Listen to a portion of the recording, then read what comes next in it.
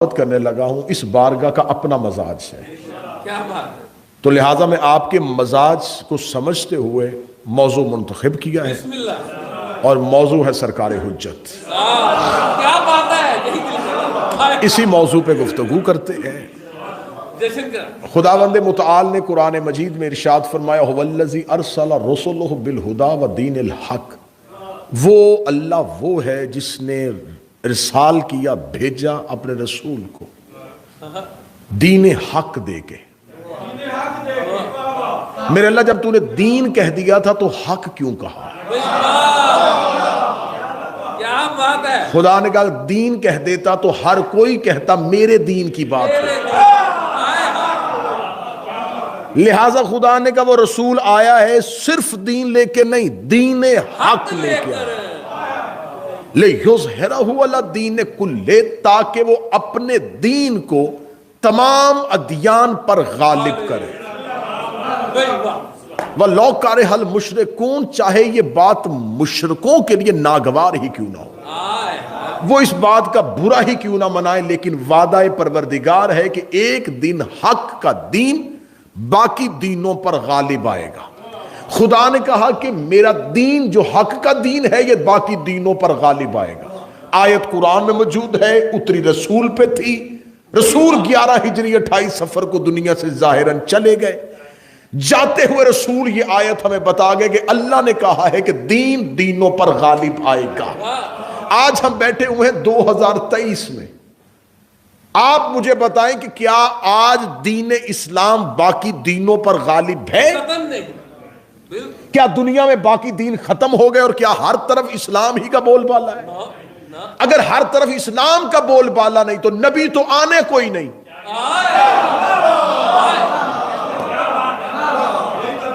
نبی تو اترنا کوئی نہیں۔ خدا نے قرآن میں وعدہ کر دیا ہے کہ میں دین کو دینوں پر غالب کروں گا۔ میرے مالک یا تو کہہ دیتا کہ میں کوشش کروں گا کہ غالب کروں، تو نے کہا میں نے کرنا ہی کرنا ہے، اور جو تو کہہ دے وہ تو کر دیتا ہے۔ نبی دنیا سے چلے گئے، آیت آج بھی قرآن میں ہے۔ اب مسلمانوں کے پاس دو رستوں میں سے ایک رستہ ہے، دونوں میں سے مرضی کا چنو، یا تو آیت قرآن سے واپس لے لو کہ یہ دعویٰ پروردگار تھا ہی نہیں، یہ اللہ کا دعویٰ ہی نہیں ہے، کیونکہ یہ دعویٰ آج کے ماحول میں سچا ثابت نہیں ہو رہا۔ آج کوئی یہودی کہے گا تمہارے قرآن میں آیت ہے کہ دین دینوں پر غالب آئے گا، تمہارا اسلام تو غالب ہی نہیں ہے، بتاؤ قرآن کی صداقت کہاں جائے گی؟ یا تو قرآن کی صداقت پہ انگلی اٹھانی پڑے گی یا ماننا پڑے گا کوئی آئے گا جو دینوں کو غالب کرے گا۔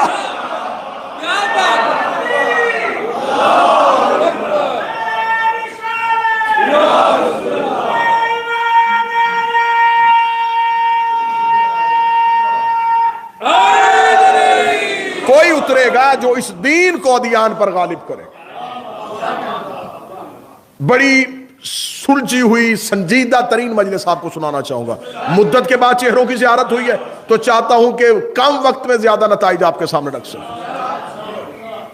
اور میرے بھائی کا حکم تھا نصر کا، اور الحمدللہ اسی حکم کو، اسی وعدے کو نبھانے کے لیے مجھے صرف 3 دن کے لیے یہاں آنا پڑا، صرف اس وعدے کی تکمیل کے لیے کہ میں بھائی کے سامنے سرخرو ہو سکوں۔ میں دین کو دیان پر غالب کروں گا، دین کو غالب کروں گا۔ اب یہ وعدہ ہے پروردگار کا، اب سارے مسلمان کہتے کہ ہوگا، اللہ نے کہا ہے تو ہوگا۔ بھئی نبی تو چلے گئے، غالب کون کرے گا؟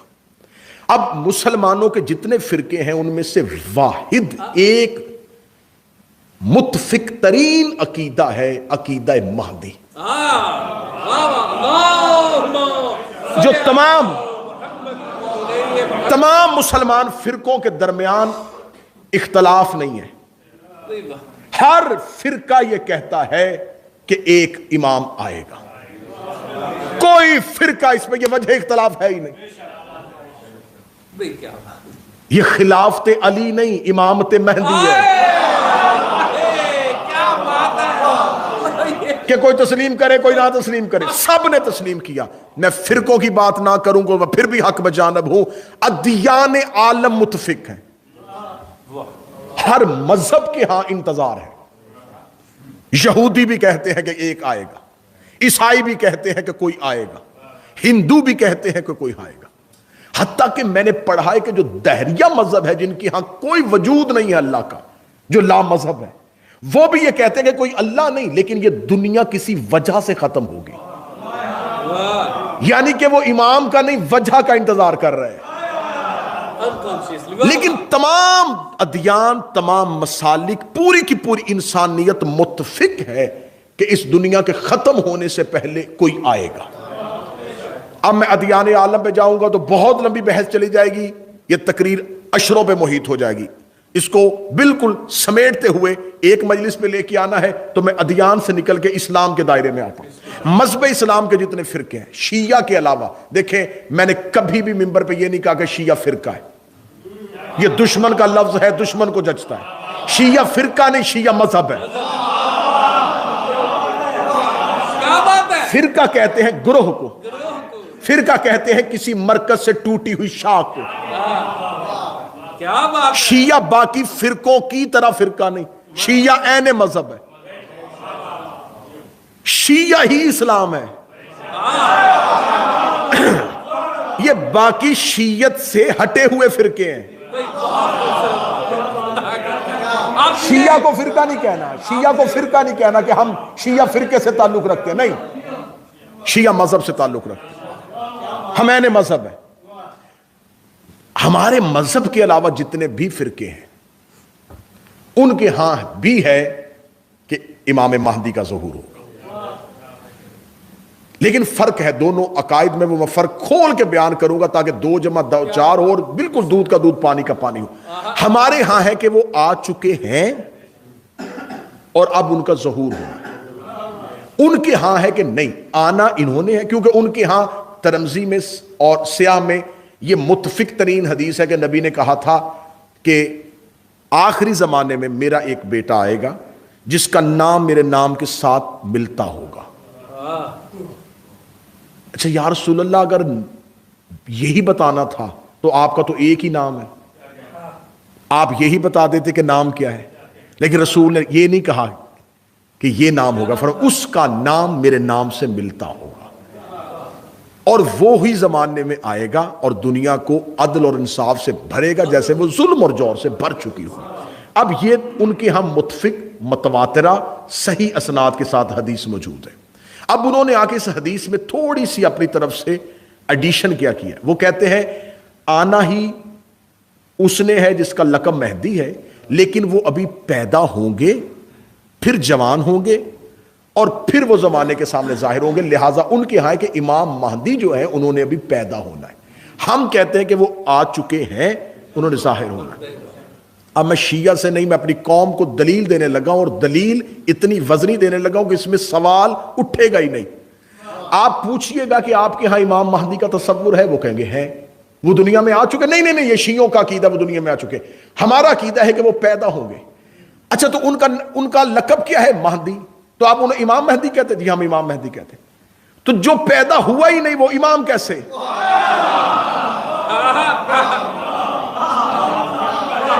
جو ابھی پیدا ہی نہیں ہوا وہ امام کیسے بن گیا؟ تو آپ کے ہاں تو امامت کا یہ تصور ہی نہیں ہے۔ تو اگر آپ نے یہ مان لیا ہے تو پھر آپ کو یہ ماننا پڑے گا کہ اگر آخری پیدا ہونے سے پہلے امام ہو سکتا ہے تو پہلا اترنے سے پہلے امام کیوں نہیں ہو سکتا؟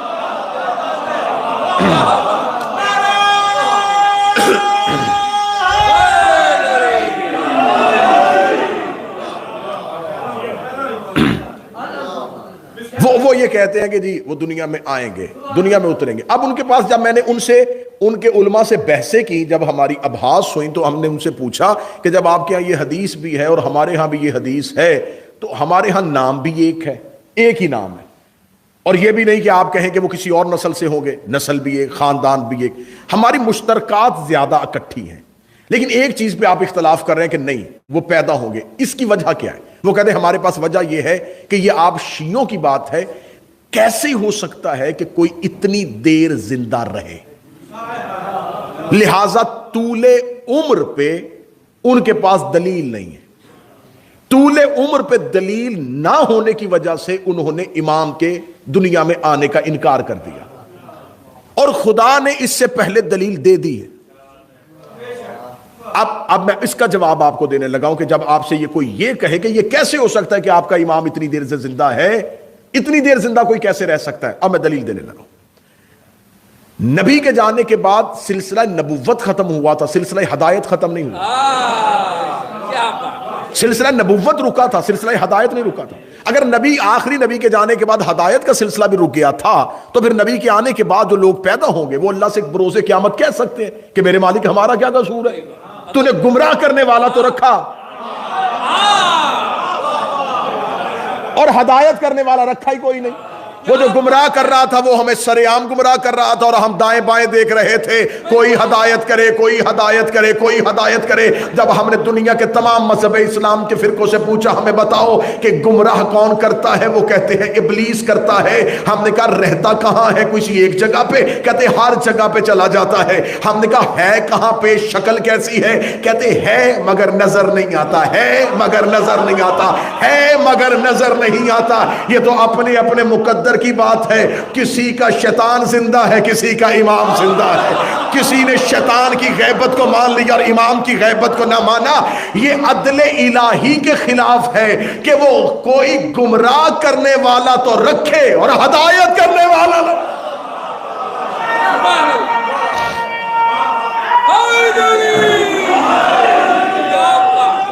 بسم اللہ۔ اگر کوئی گمراہ کر رہا ہے اور نظر نہیں آ رہا تو کوئی ہدایت بھی کر رہا ہے اور نظر نہیں آ رہا۔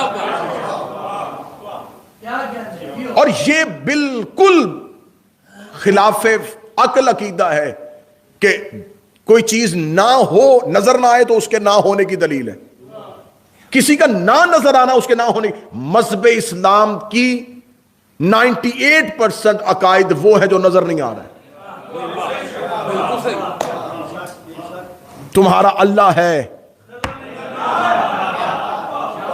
تمہیں جنت میں جانے کی خواہش ہے، تمہیں جہنم کا خوف ہے، تمہیں فرشتوں پہ یقین ہے، تمہیں کوثر پہ پہنچنا چاہتے ہو، تو تمہارے اسلام میں تو عقائد کثرت کے ساتھ وہ ہے کہ جو ہیں اور نظر نہیں آ رہے۔ وہ نہ نظر آنے والے سارے عقائد مان کے تم مسلمان ہو۔ اب آئیے، یہ تو بھی میں نے 2 دلیلیں دینی تھی کہ اگر آپ سے کوئی دشمن سوال کرے تو آپ کے پاس یہ جواب موجود ہونا چاہیے۔ اب آئیے کہ کیا اسلام میں رسول کے نبی کے جانے کے بعد وجود امامت ضروری ہے؟ میں تقریر کو 5 حصوں میں تقسیم کرنے لگا۔ وجود امامت، ضرورت امام، معرفت امام اور تقاضا امام۔ ایک حصہ میں نے مکمل کر دیا۔ اب آئیے پہلے اگلے حصے کی طرف بڑھتے ہیں کہ کیا زمین پہ امام کی ضرورت ہے کہ نہیں۔ زمین پہ امام، ہر دور میں زمین پہ اس کا کوئی نمائندہ ہونا ضروری ہے۔ یہ زمین جو ایک گولا ہے، اس کے اندر اس کا ایک نمائندہ یہاں ہونا ضروری ہے، کیا بات، کیونکہ وہ خدا ہے اور وہ ہم میں اتر نہیں سکتا۔ اس کا کام ہے ہدایت پہنچانا، اس کا کوئی نہ کوئی نمائندہ یہاں ہونا ضروری ہے، اور جس کو نمائندہ بناتا ہے اسے مکمل اختیار دیتا ہے، اختیار پورا دیتا ہے۔ اختیار کی میں بات بالکل اتنی آسان مثال دوں گا کہ آپ کو جب تک مثال یاد رہے گی نتیجہ ساتھ یاد رہے گا۔ میں نے چاہا کہ میں برطانیہ جانے کے لیے کوئی ایسا طریقہ کار اختیار کروں کہ میں برطانیہ پہنچوں۔ میں نے یہاں کے کوئن آفس میں خط لکھا کہ مجھے بلوائیں۔ میں نے یہاں کے پرائم منسٹر کو میل کی، یہاں کے جتنے بھی ممبر آف پارلیمنٹس ہیں ان کو میل کی۔ میں تھک گیا۔ میں نے ایک پڑھے لکھے سے پوچھا کہ یار میں ان کے جتنے بھی صاحب اقتدار لوگ ہیں میں ان کو خط لکھ رہا ہوں، وہ مجھے بلا نہیں رہے۔ انہوں نے کہا تیرا طریقہ ہی ٹھیک ہے۔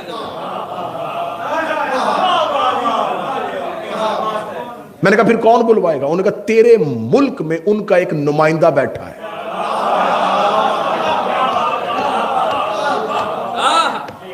تو اس کے پاس جا۔ میں نے کہا وہ نمائندہ وہ مجھے اس ملک میں بھیج دے گا؟ انہوں نے کہا بھیج دے گا۔ میں اس کے پاس گیا، میں نے کہا جی میں UK جانا چاہتا ہوں۔ انہوں نے کہا جی کاغذات دکھائیں۔ میں نے کہا کاغذات وہاں جا کے دکھاؤں گا. تجھے کیوں دکھاؤں؟ اس نے کہا مجھے میرے ملک نے یہ اختیار دے کے بھیجا ہے کہ میں کاغذات دیکھ کے فیصلہ کروں گا تم میرے ملک میں جانے کے قابل ہو یا نہیں. اللہ جانے کہاں چلا گیا مجمع. میں تو زور بھی نہیں لگا رہا کہ تاکہ تمہارے ذہنوں پہ گرا نہ گزرے.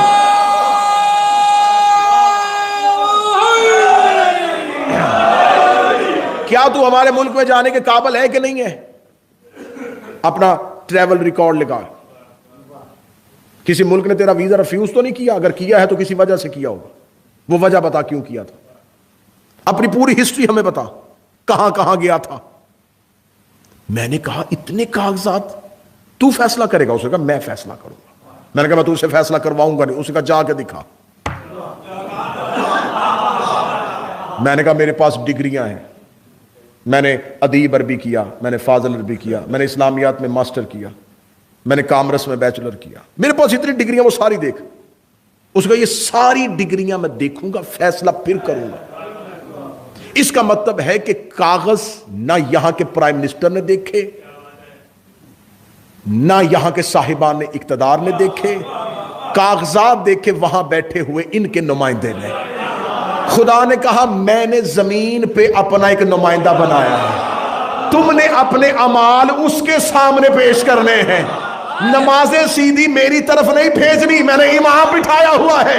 میرے مالک قرآن سے کوئی دلیل دے کہ ہم نے اپنے اعمال امام کو دکھانے ہیں. خدا نے کہا جتنی مرضی ٹکرے مار, جتنا مرضی بھوکا رہے, جتنے مرضی میرے گھر کے طواف کر, میں قیامت والے دن آواز دے کے کہوں گا یوم نادو کلو اناس بامامہم, اٹھاؤ انہیں ان کے امام کے نام پہ.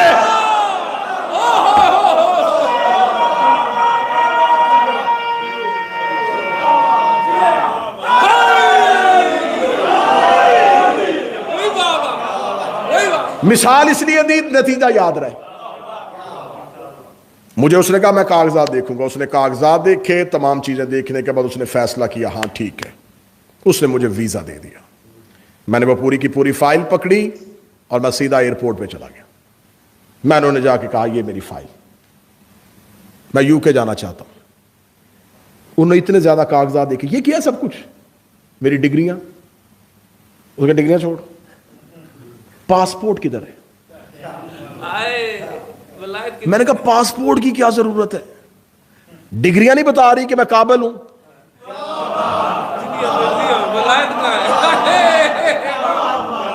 اس ملک کے نمائندے نے میرے کاغذات دیکھ کے مجھے ویزا دے دیا ہے. انہوں نے کہا پاسپورٹ کہاں ہے؟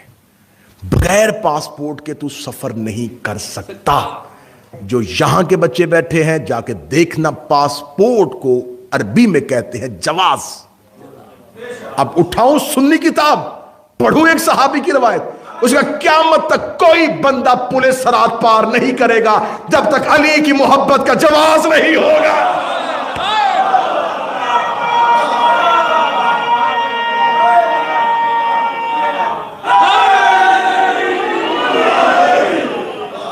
زمین پر امام کی ضرورت ہے. امام کی ضرورت اس لیے ہے کہ ہم نے اپنے اعمال ڈائریکٹ اللہ کو نہیں دینے, ہمارے اعمال جانے ہیں امام کی بارگاہ میں, اور وہ بھی نعمتیں ڈائریکٹ نہیں دیتا.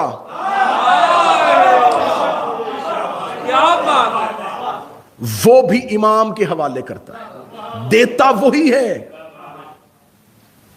دیتا وہی ہے, دیتا ان کے وسیلے سے. لہذا امام جو ہے وہ صرف ہماری مجبوری کا نام نہیں, توحید کو بھی ضرورت ہے امام کی. امامت ضرورت انسان نہیں, ضرورت توحید ہے. اللہ چاہتا ہے کہ وہ, لہذا وہ خدا اپنی نعمتیں اس تک پہنچاتا ہے کیونکہ اس نے فیض پہنچانا ہے.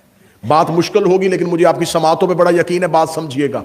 زمین کا ایک ریت کا ذرہ, ایک چیونٹی کا منہ اور ایک چھوٹا سا پتا بغیر اس کے فیض کے لمحہ نہیں گزار سکتا. کیا بات ہے. بحیثیت خالق یہ اس کا فرض ہے کہ وہ اپنی ہر مخلوق تک اپنا فیض پہنچائے. یہ اس کا فرض ہے کہ وہ فیض پہنچائے. اب اسے فیض پہنچانا ہے امام کے ذریعے. فیض آئے گا امام کے پاس, امام آگے مخلوقات تک وہ فیض پروردگار پہنچائے گا. وہی واہ. اب میں اس کی ایک اتنی اچھی یہیں پہ ایک دلیل دینے لگا ہوں. میں آپ کو ابھی مجلس پڑھتے ہوئے جب خطیب یا ذاکر کہتا ہے جی درود پڑھیں, آپ کیا درود پڑھتے ہیں؟ اللہم صلی علی محمد والے. یہ درود ہم نے کہاں لیا؟ اس قرآن سے. قرآن سے حکم کہاں آیا؟ خدا قرآن میں کہتا ہے ان اللہ و ملائکۃ یصلون علی النبی یا ایھا الذین آمنوا صلوا علیہ وسلموا تسلیما. بے شک ما صلی علی محمد والے, بے شک میں اللہ اور میرے ملائکہ, میں اللہ بھی درود پڑھتا ہوں. چھوٹی جنتری سے لے کے بڑی کتاب صحیفہ سجادیہ اٹھا کے دیکھا, اس میں لکھا درود عبادت ہے. بے شک سب کا عقیدہ ہے درود عبادت ہے, اور خدا کہہ رہا ہے کہ میں کرتا ہوں.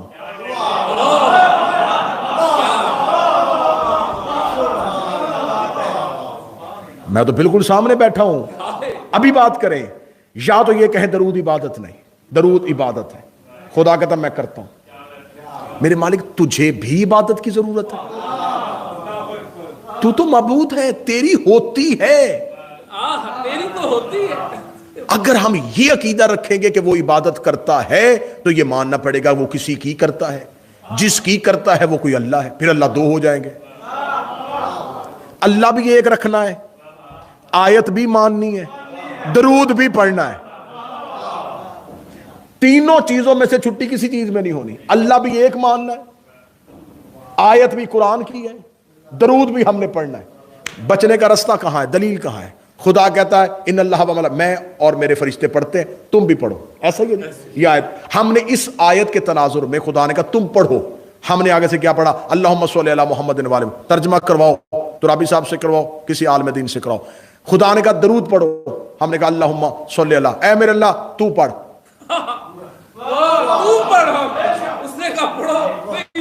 اللہم صلی علی محمد والے محمد, اس کا ترجمہ کیا ہے؟ اے میرے اللہ تو درود پڑھ محمد اور آل محمد پر. اس نے کہا صلو علیہ, تم پڑھو. ہم نے کہا تو پڑھ. وہ کہہ رہا تم پڑھو, ہم کہہ رہے تو پڑھ. تو درود کدھر ہے؟ وہ کہہ رہا تم درود پڑھو, اس نے حکم دیا ہے, ماننا واجب ہے. اس نے کہا اقیم الصلاۃ, نماز قائم کرو. اور ہم کہیں تو پڑھ. وہ حکم دے رہا درود پڑھو, اور ہم کیا کریں؟ اللہم صلی علی محمد والے محمد. لو پھر حسینیہ میں اس نوکر ماتمی عزادار سے اگلا جملہ سننا. یہ جو ہم درود پڑھتے ہیں یہ درود نہیں, درود کی دعا ہے. جسے تم درود سمجھ کے پڑھ رہے ہو یہ اصل میں درود کی دعا ہے. اللہم صلی علی, اے میرے اللہ تو پڑھ. وہ کہہ رہا تم پڑھو. اب میں اپنی زبان سے کہوں کہ میرے خیال میں یہ دلیل ہے, تو معصوم کا فرمان ہے ہمارے منبر پہ کوئی خیال پڑھے تو یہاں سے پکڑ کے اتارنا. یہ خیالات کے مجموعے کا نام نہیں, یہاں پر فرمان معصوم سے سہارا لینا ہے. میرے چھٹے شہنشاہ سے ایک بندے نے آ کے پوچھا مولا درود کسے کہتے ہیں؟ مولانا نے فرمایا درود ہے اصل میں خالق سے فیض لینے کا نام. سنیے گا سمجھیے گا. بول پڑیں گے تو نتیجہ ضائع ہو جائے گا, کیونکہ انسان جب بولتا ہے تو دماغ کام نہیں کر رہا ہوتا. لہذا تھوڑی دیر کے لیے بالکل سکوت اختیار کیجئے گا, لیکن جملہ وصول کیجئے گا. اصل درود کیا ہے؟ فرمایا خدا کہہ رہا تم پڑھو, ہم نے کہا تو پڑھ. درود وہ چیک پوائنٹ ہے جہاں خدا فیض پہنچاتا ہے, مخلوق لیتی ہے. تو جب وہ پہنچا رہا ہوتا ہے تو وہ انہیں وسیلہ سمجھ کے انہیں مان رہا ہوتا ہے. جب ہم لے رہے ہوتے ہیں تو ہم انہیں وسیلہ سمجھ کے ان سے فیض لے رہے ہوتے ہیں. اصل میں اس کا یہاں آنا اور ہمارا یہاں تک جانا, اسے درود کہتے ہیں. پوری دنیا ڈیمانڈ اینڈ سپلائی پہ ہے, لینا اور دینا, اس سے کہ باہر کچھ ہے ہی نہیں. خدا نے دینا ہے, ہم نے لینا ہے. جہاں جا کے یہ کاروبار ہوتا ہے اس جگہ کو درود کہتے ہیں. اب اس جگہ کو اس نے کھول دیا, اس نے کہا میں بھی محمد و آل محمد کو دیتا ہوں. ہم نے کہا ہم بھی انہی سے لیتے ہیں, لہٰذا ہم نے بھی اسے مان لیا, اس نے بھی انہیں مان لیا. اس ماننے کو درود کہتے ہیں. ہم نے بھی مانا کہ تو انہیں دے گا اور ہم یہاں سے لیں گے. اللہم صلی علی، یہ ہے درود کا پہلا حصہ. ہم نے کہا اللہم صلی علی تو ہم یہاں سے ادھر پہنچے. اسے کہا صلو علیہ تو وہاں سے ادھر آیا. اب یہاں پر کسی امام کا وجود ضروری ہے. جب تک وہ امام نہیں ہوگا تو فیض نہیں پہنچ سکتا. فیض کیسے پہنچے گا؟ لہٰذا ضرورت ہے خدا کی اور مخلوق دونوں کی مشترکہ کہ زمین پر ایک الہی نمائندہ موجود ہو. اب دوسرا حصہ میں نے مکمل کر لیا، تیسرے حصے پہ آنے لگا ہوں. اب امام بنائے گا کون؟ خدا نے یہ کام مخلوق کو دیا ہی نہیں. اگر تم اپنی مرضی کا امام بناؤ گے تو اس کے پاس یہ اختیار کیسے آئے گا کہ وہ اللہ سے نعمتیں لے گا؟ لہٰذا اب خدا نے کہا کہ کیونکہ ہدایت پہنچانا میری ذمہ داری ہے تو ہادی بنانا بھی میری ذمہ داری ہے. مجھے پتا ہے کہ میں نے ہدایت کیسے پہنچانی ہے تو اس لیے میں نے ہادی بنایا. اب ہمارے ہاں 12 آئمہ ہیں اور یہ میرے مذہب کی سچائی ہے. جو 11 کو امام نہیں کہتے وہ 12ویں کو امام کہتے ہیں. کوئی حضرت مہدی نہیں کہتا، مہدی رضی اللہ نہیں کہتا، علی رضی اللہ، حسن رضی اللہ، حسین رضی اللہ، امام مہدی علیہ السلام. جملہ کہہ دوں اگر سن لو گے، جو علی کی تلوار سے نہیں ڈرے وہ 12ویں کی ذوالفقار سے ڈر رہے ہیں.